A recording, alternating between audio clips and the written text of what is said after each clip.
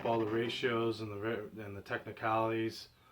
It's all readily available online. I'll go over my setup and why I'm doing it and sort of that thing real quick.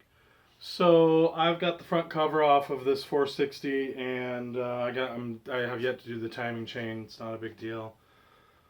This was a coastal truck. It was in really good shape for a coastal truck, but nevertheless it still has rust all over it. And when I tore the motor down, some of the bolts were so bad they snapped, had to drill them out. There's all kinds of fiasco there.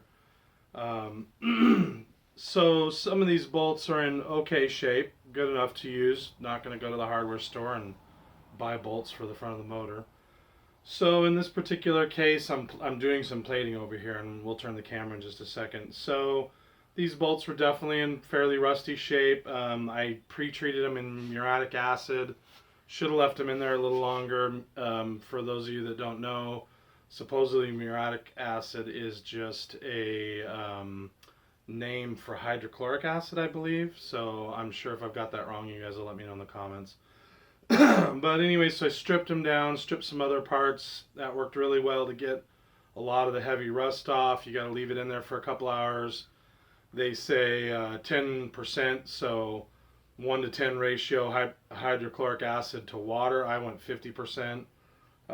It just, to me, it took less time. Always add acid to the water, not the other way around. Had a real strong mixture. Came back 2 hours later, all the rust was gone. Now, if you don't put them right in denatured alcohol, they will surface rust. I just wire wheel mine off before I actually plate them. Again, this is real backwoods. This is not a technical video. This is if you want to throw some stuff together. So, on with the show.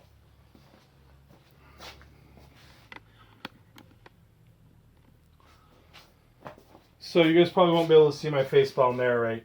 So originally I started out with a cell phone charger like they recommend. That sucked. So I went and got the, and I know you can overcharge these, and I think they call it burning, but whatever. This is the battery out of the riding lawnmower. It's down for repairs right now. I would have used a car battery if I didn't have this. So negative goes to the rod that your parts are on.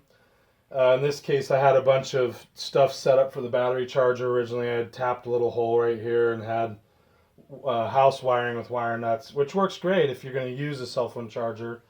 But with the battery charger, I just hooked the negative right to this copper tubing. I had some of that from my local plumbing place from doing house stuff. And then the positive is hooked to these zinc anodes, I believe it is, or cathode. I can't remember. I get them confused.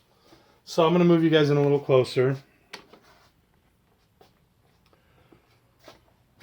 And I got these large zinc anodes from a boating supply place. They use them. Cathode, anode. Anyways, they use them. They hook them on boats so that the zinc will corrode, not the boat parts. So they were like $6 each. You know, a whole length of this is probably $20 or $30. I don't know what copper's running these days. And I just use house wiring, and I bend it a little U, and then I kind of use the tension.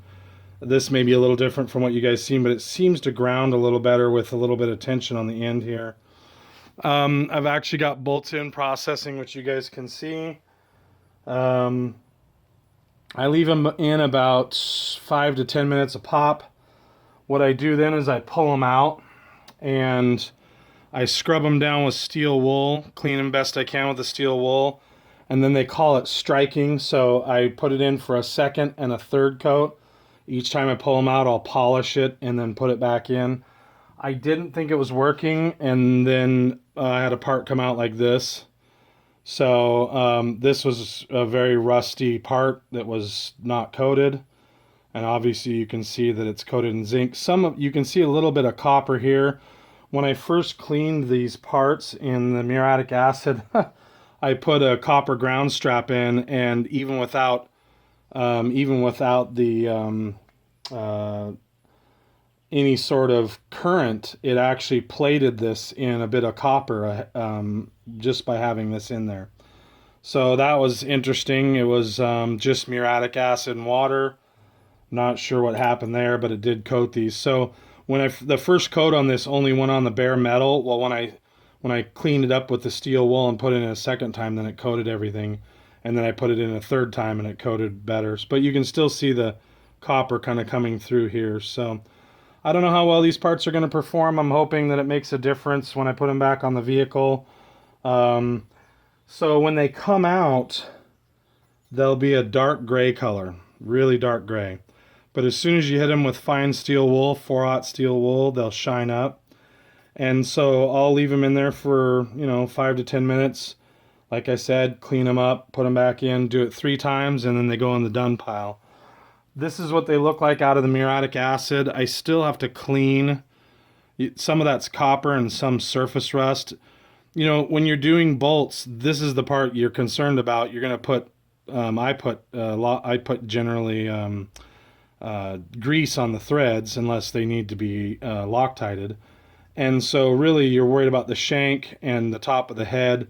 That's primarily what I'm coating these for. So I'll clean these all up in the wire wheel and then I'll be done. So the solution, just to fill you guys in, is about 3 gallons of water to 1 gallon of white vinegar, and then the Epsom salts in there. I think I put a cup of Epsom salts and a cup of sugar. Epsom salts is for conductivity. Sugar is supposedly to keep the grain size of the zinc plating down for shininess.